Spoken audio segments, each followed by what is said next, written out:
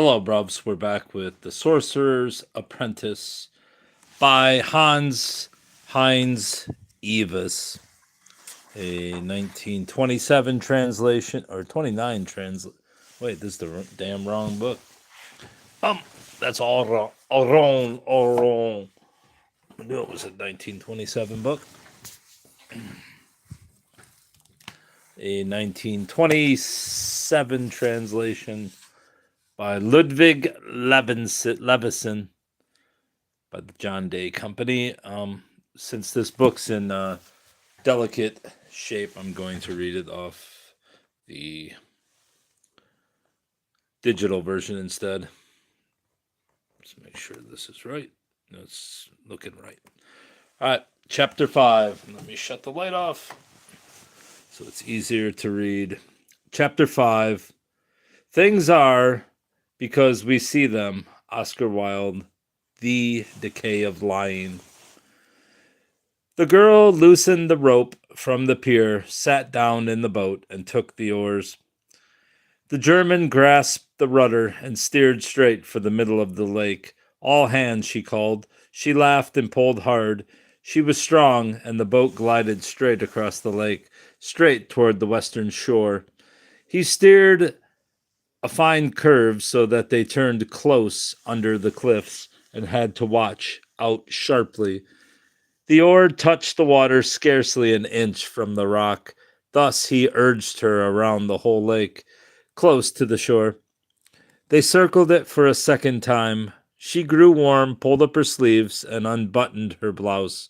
Her muscles were tense, and she pulled with all her might. But her eyes gleamed with pride when he praised her. Among the needs, he bade her place the oars in the boat. They lay quietly under the overhanging willow, the long branches of which built a dense shelter about them. The moon arose above the mountains in the west and threw 100 dancing silver flakes through the leaves. Behind them, the Fiev, I don't know that word, the Fiev leapt in long bounds from the cliffside. Its roaring hid them, as in a great gray cloak. Let's see if that's better. Not really better, but it's bigger. The girl left her seat, nestled at his feet. She threw her braids behind her and looked up at him. Tell me, she begged, tell me the fairy tale. The fairy tale, he asked slowly. Ah, it is a sad story. His hand rested on her head, and yet he did not feel her. He peered through the branches at the bright, quiet lake and up at the moon. He felt very secure in his lonely hiding place in the Skodra Valley, well protected by the sky-piercing hills, and he felt twice hidden in this green grotto far from all life. Here he was safe from all men, and no enemy could find him in this obscure corner. Here he was alone. Not utterly alone, no, but who was with him? Someone who loved him and gave his existence a calm and glad repose. Marfa, the goat, or the tomcat, or even Teresa, one of them, each assuredly a fragment of nature itself, so that the name of each did not matter. He only felt something was there that had life and breath, that was strange, and yet his very own, his chattel. That was what he needed, a dumb thing to which he could speak. He knew it well, this feeling that is peculiar to all men, this great yearning for confession. Pious folk have an easy time, he thought, and go to their priest. And those who are not pious choose a confessor too.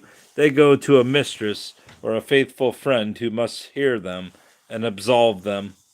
But he had neither a friend nor a mistress. Once upon a time he had had a poodle, and he had related many things to this animal's large eyes. When it licked his hands, when it wagged its tail, then he felt absolved. But his poodle was dead. He stroked Teresa as though she were a faithful dog. It seemed to him as though he were lying at home, as in the old days when he went to school.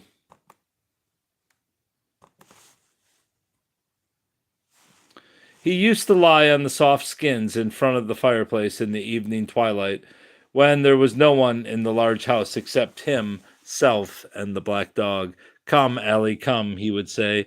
"It's so long since I've talked with you. Come, I have so much to tell you." The girl crouched quietly at his feet and did not move. He spoke. "You see, my good Allie, the thing happened again. Do you remember how we went walking one evening last week down by the castle?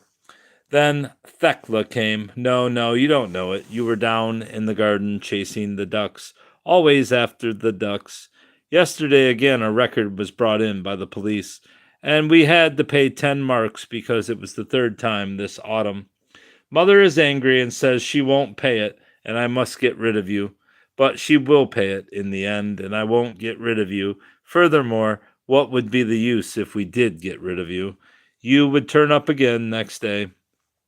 Yes, you are well off. You don't behave in the least like a well-bred dog.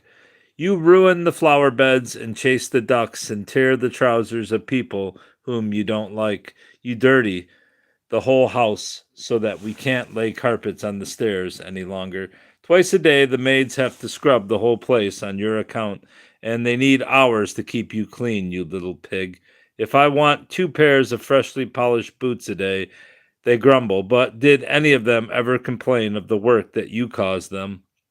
They are proud if you condescend to enter the kitchen occasionally, or accompany one of them a few squares. Yes, beat time with your tail. I know very well that time, that is what, Jesus. Now I lost this place.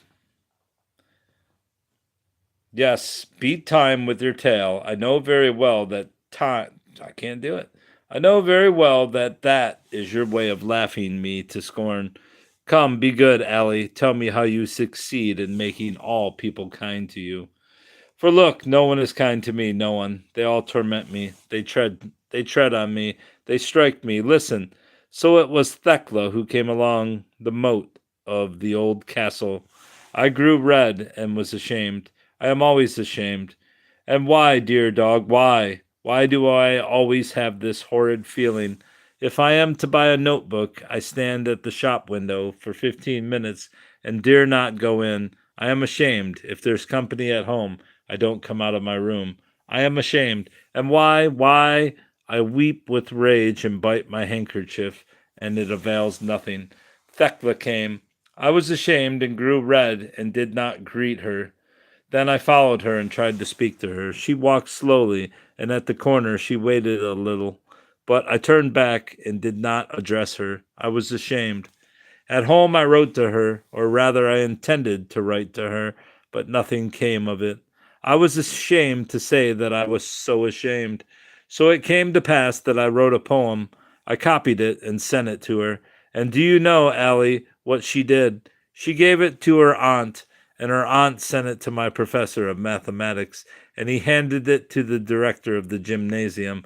Now I am condemned to 2 hours imprisonment this Saturday, and they will end by telling my mother, and that is the worst part.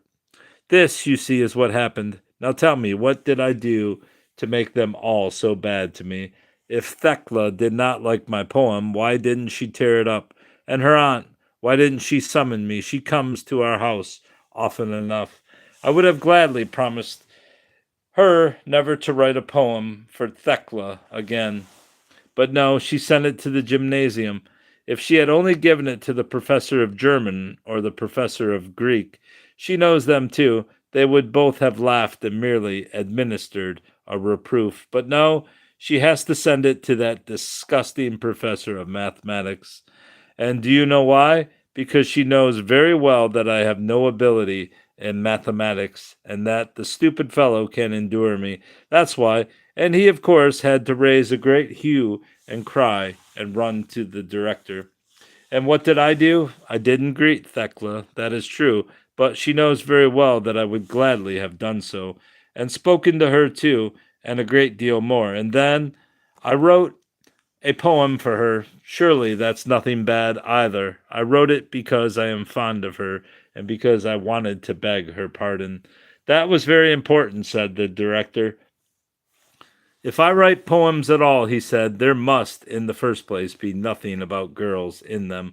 Now I ask you, Allie, what else is there to be in them? I can't write her a ballad about giants and knights.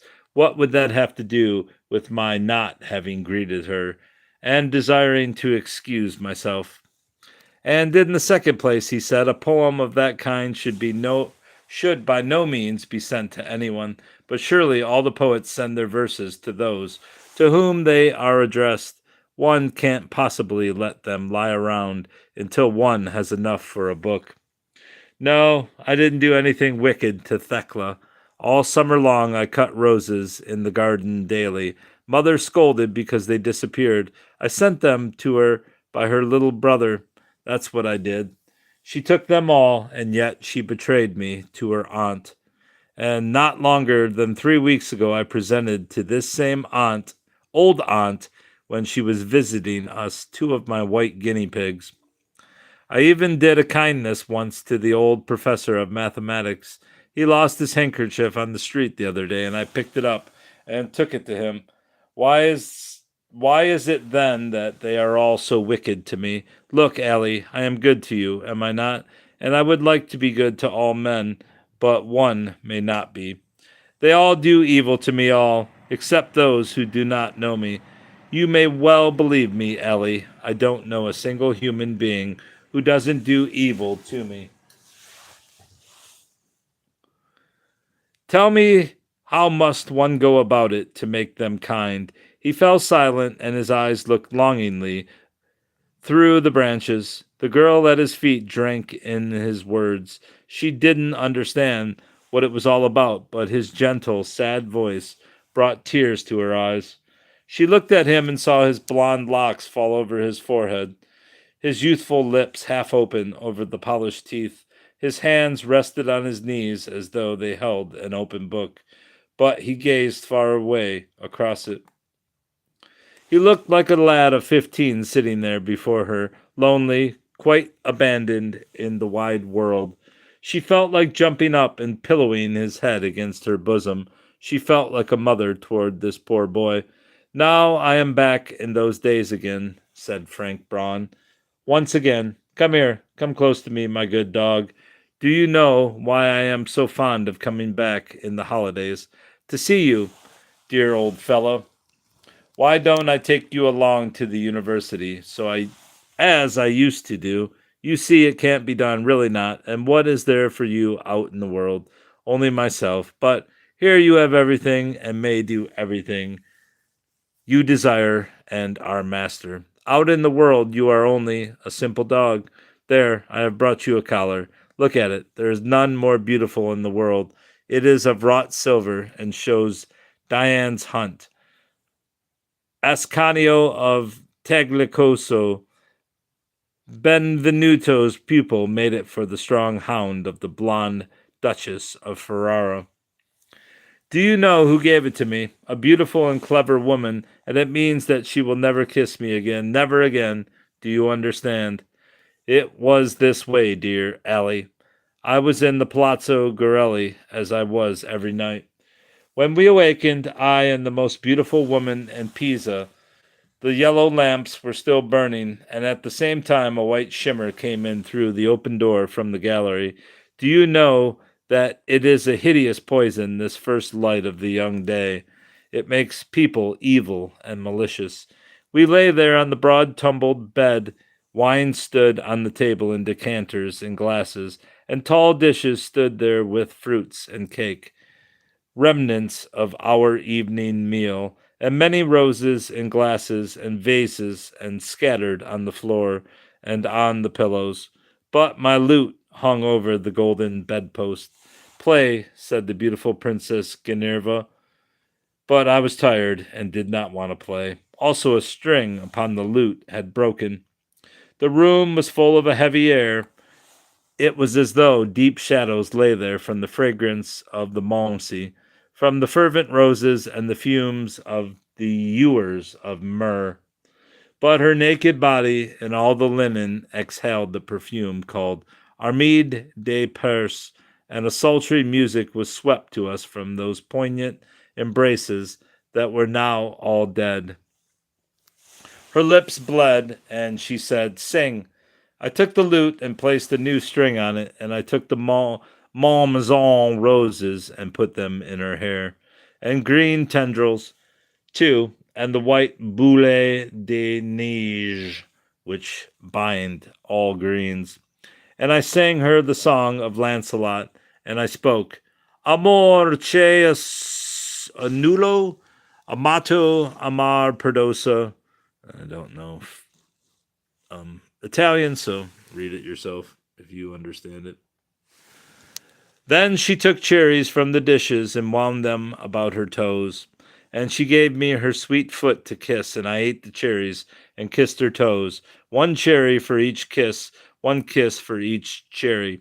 She laid small blue figs on her breasts and street strawberries, and I kissed her breast, and I ate the figs and the strawberries. And I drank the wine which she offered me in her bleeding lips. She asked me whether there was anything in the world that I loved except Ginevra Girelli, and I said that there was nothing left me in the wide world to love except the body of the beautiful Ginevra Girelli. Then she said that I was to swear it by the Virgin and by all the saints. And I swore to her by the Virgin and by all the saints that I loved nothing in the world except the sweet body of Ginevra Girelli. And I reflected, and it was really true that I loved nothing in the world except this woman. Nothing at all, only you, my black pet. I laughed, and I told the princess that there was one other thing that I loved, my black poodle at home by the Rhine.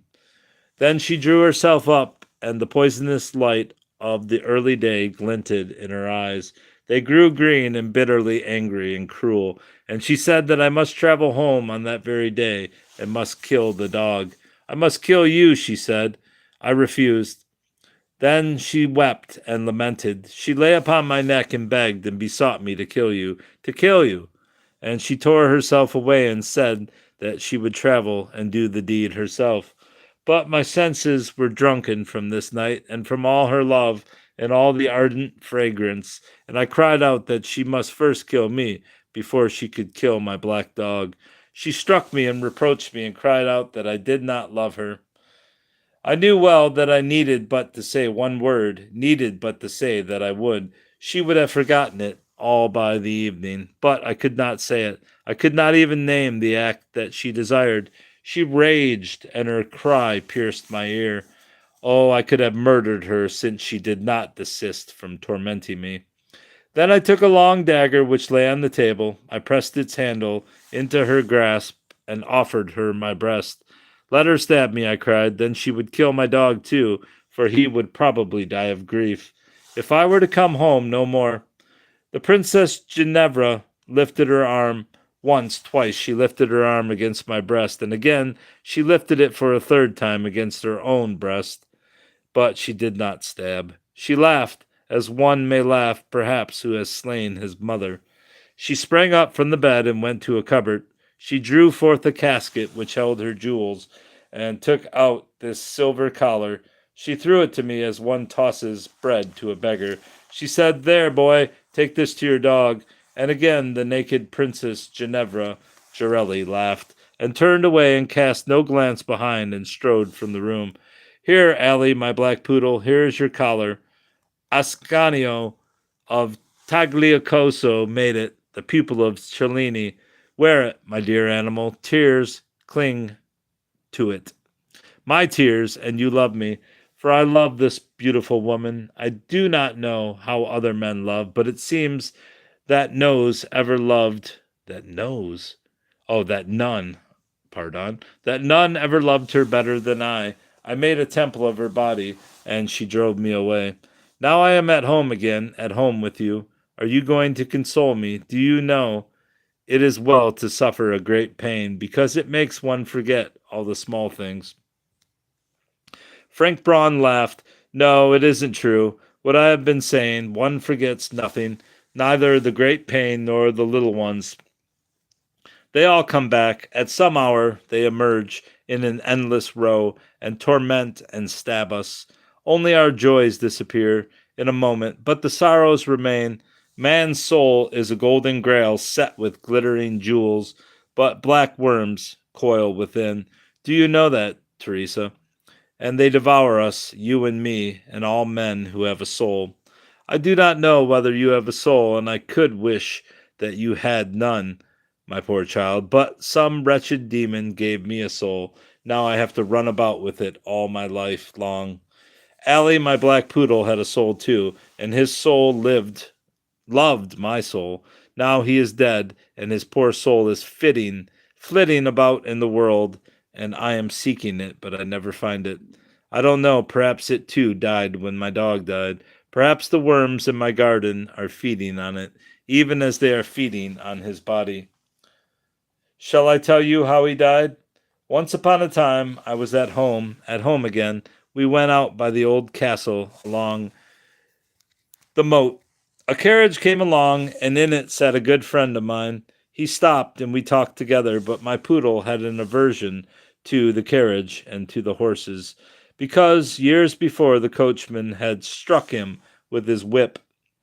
When he shook hands and said farewell to each other, I begged my friend to wait a moment. I wanted to take the dog by the leash, but he laughed and beckoned to the coachman and drove on. Then the poodle wildly charged the horses and barked at them. One of them stepped on him. He fell, and the carriage rolled over him. There he lay and raised himself on his forelegs. His spine was broken, and he tried to drag his body along and looked at me. I raised him up and carried him home in my arms. Half an hour's walk. The physician came and examined him and shook his head. He lay in my arms on the soft skins by the hearth, where he had lain so often. He did not complain and did not lament. He looked at me and licked away the tears that fell on my hands. Thus he died. I dug him a grave in my mother's garden. A great yucca grows upon it. Sometimes I fancy that it grows deep down, with 3 long roots. 2 penetrate the hollows of his eyes, but the third derives strength from his heart. And the powerful roots suck and drain, and my dead friend grows ever smaller and ever humbler, and the great yucca ever mightier and lovelier and more splendid. And its strong staff rings 100 white chalice bells, and then I fancy that it is my friend. But I cannot speak with her. The yucca is blind and evil, as are all beings who are blind. They have no soul. No, no, the yucca is not my black dog. It devoured him while he lay dead in his grave. Do you see, little girl, it looks so splendid, and is yet so evil. Teresa saw how his eyes gleamed, his lips contracted painfully, yet with a certain lofty yearning, and it seemed to her as though he held between his teeth a half-opened crimson rose. His arms rose gently as if to grasp something. Some great demon was growing in the young man's soul, but he wanted to grasp it and shape it and kiss it into life, and the girl thought that she would be happy if she could be a little flake of dust in the great whirl of these dreams. Long he remained so and spoke no word and did not move, but the flame burned in his eyes, and it seemed as though it burned deep into his breast. His cheeks grew pale and thin, and the girl fancied that she could see the hard bones through the skin. But the rose dropped from his teeth and fell down like a great drop of blood. Fearfully she looked away and hid her head upon his knees. She felt his fingers resting upon her locks. Then he said, Allie, my dear dog, I have come back. After many years I have come back. Lie down with me on the white skins. Do you see the fire in the chimney? Wait, I will throw logs on the fire. One must be forever throwing new logs on the fire, otherwise it will die. The fire devours and is insatiable, but feed it on, and it will live forever. Such a fire, my black pet, burns somewhere in my brain. It is insatiable. For many years I have been in many lands. I am a renegade, you are to know, and have escaped from all camps. Always it was well in the beginning, and I believed in the new flag. But there was none that did not flutter in the air for some lie. Thus I broke my oaths, rather than become a perjurer against myself. I drank with many companions and kissed many women, but the women were harlots and the companions wretched scoundrels. They took my money and ate my bread. They drank my wine and poured poison into my cup.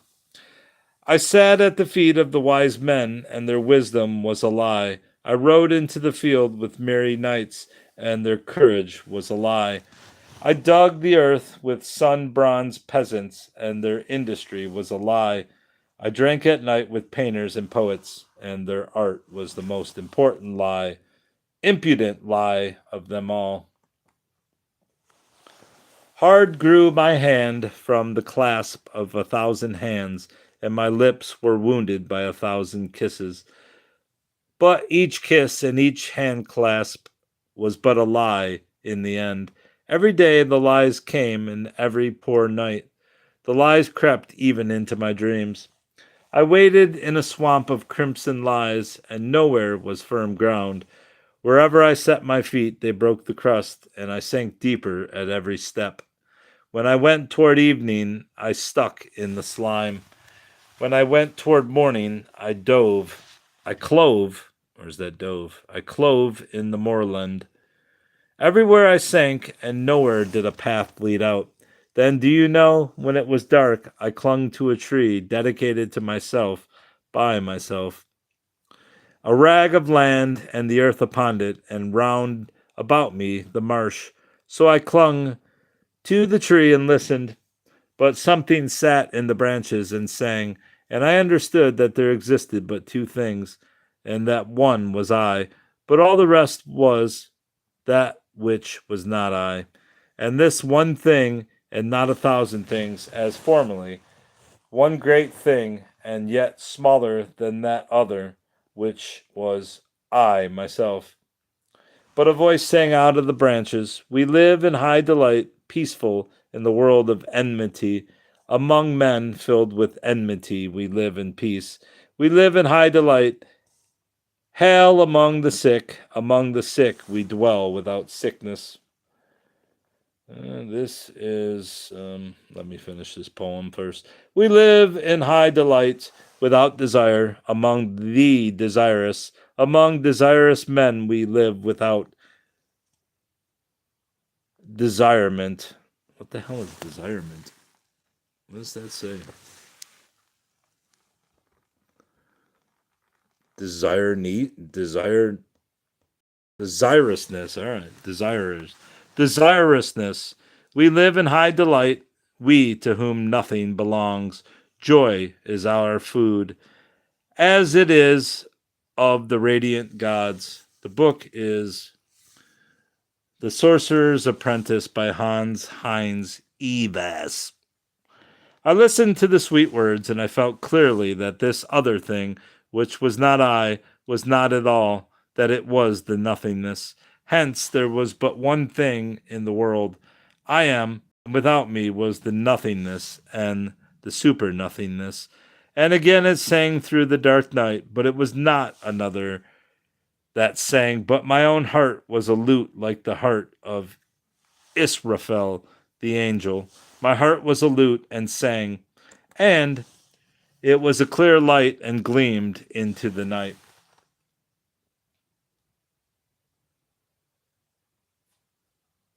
Oh, yeah?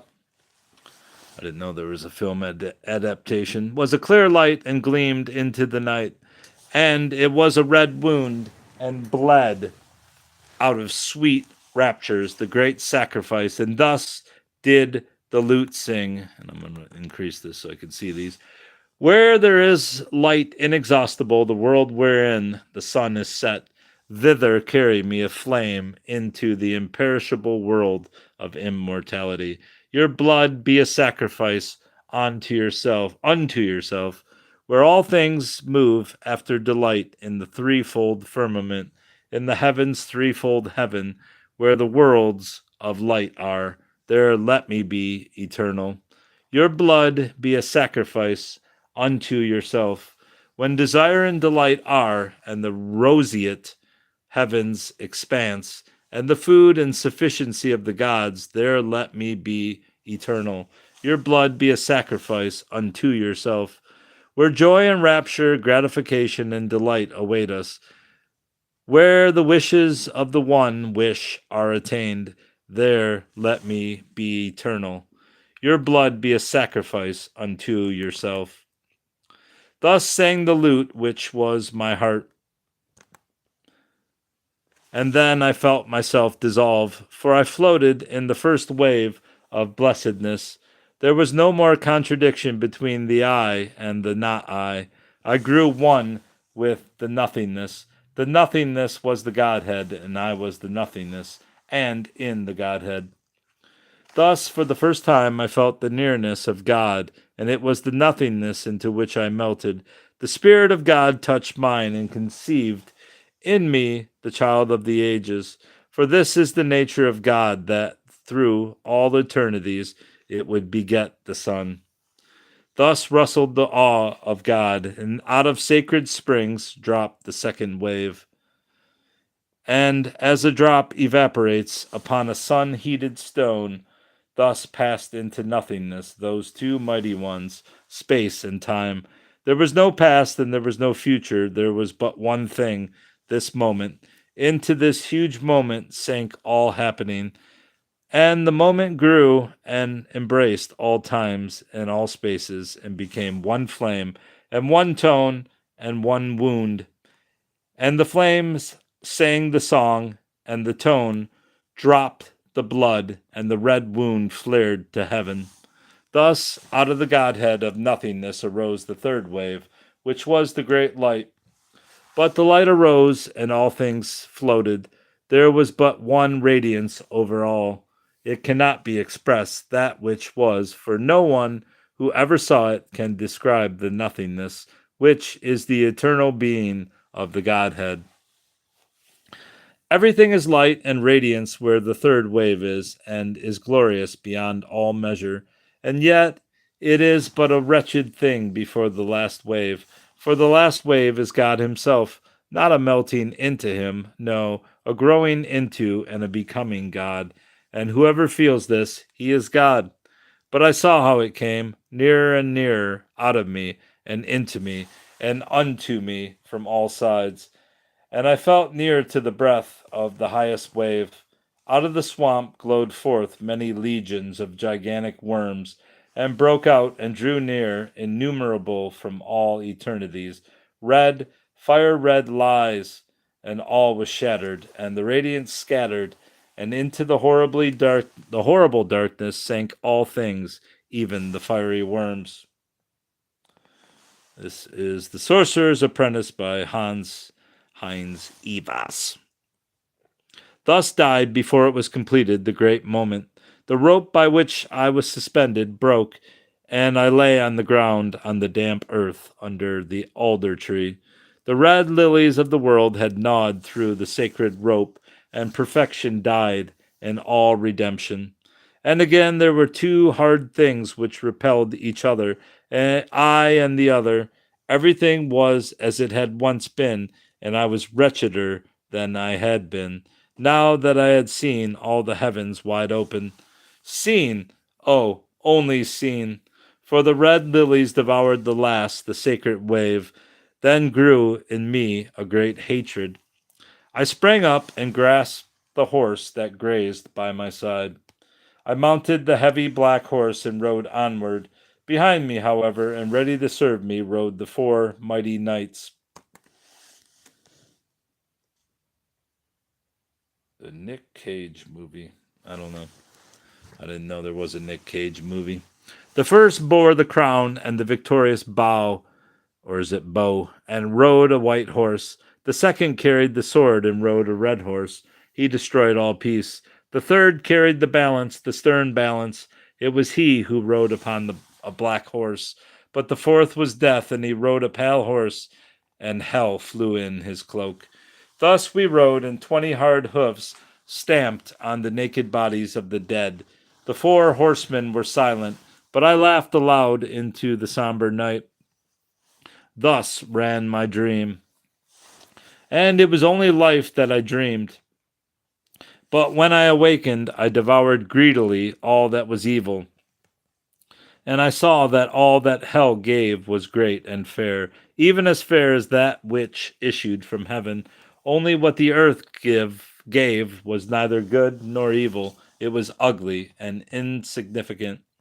But I was only a human being. Thus I remained, too unclean for the bread of heaven, and yet too weak for the hot blood of hell. And I went and ate the food of men and lived their life and did their deeds. And everything that I did was rotten and decayed. My breath stank of carrion. Hence I fled once more into the silent hell and was alone with my own soul for 3 days and for 3 long nights, and lay sick and torn and burnt in the poisonous rottenness. But then I vomited forth all my disgust, and thus, you see, I grew to be very healthy. Now I am free. All love died, and all good hatred.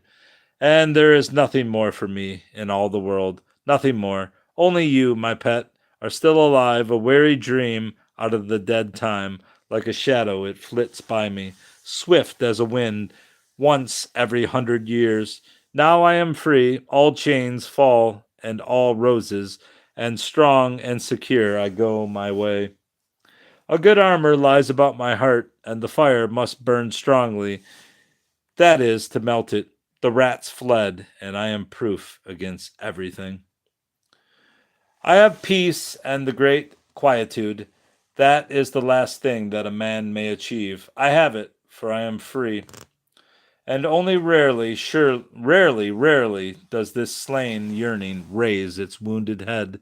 I let it speak and sing, and I think that it is speaking to a stranger, to one who is long dead, but not to me.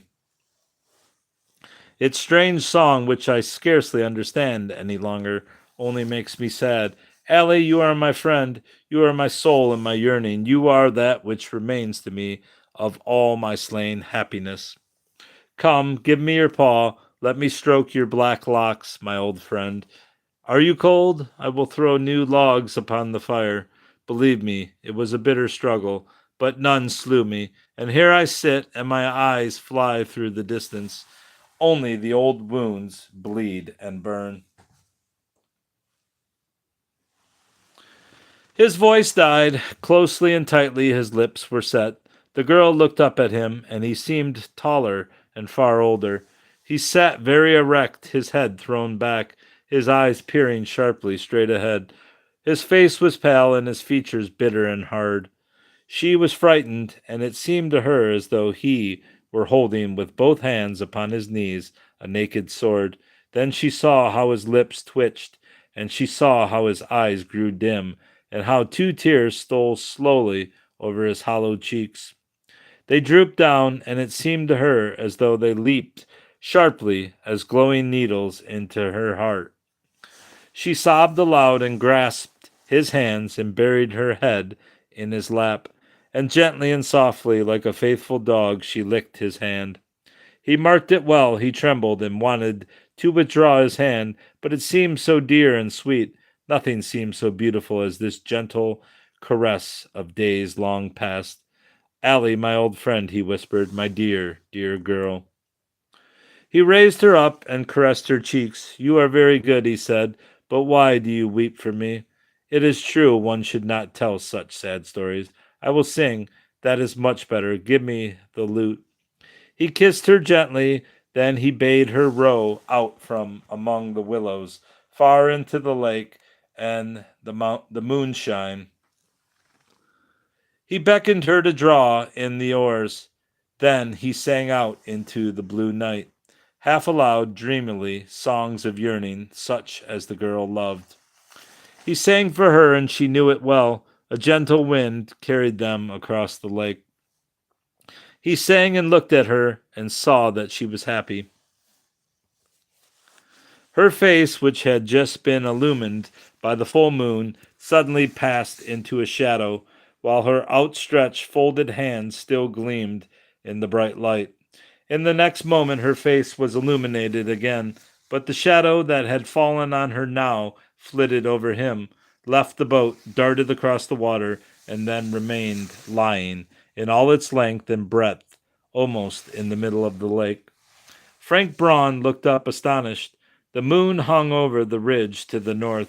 Its light fell diagonally on the lake, across the steep, overhanging promontory. Promontory, right? Promontory? Is that the way it's spelled? Promontory? I'll just say promontory. He bore the three crosses. It is the shadow of the image of Christ, he thought. But he was mistaken.